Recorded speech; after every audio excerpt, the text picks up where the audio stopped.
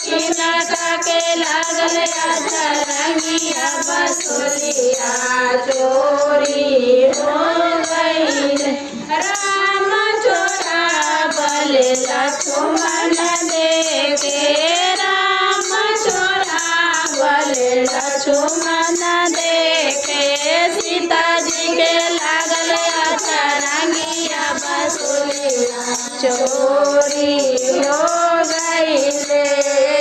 सीता जी के लागल अधरंगिया बसुलिया चोरी हो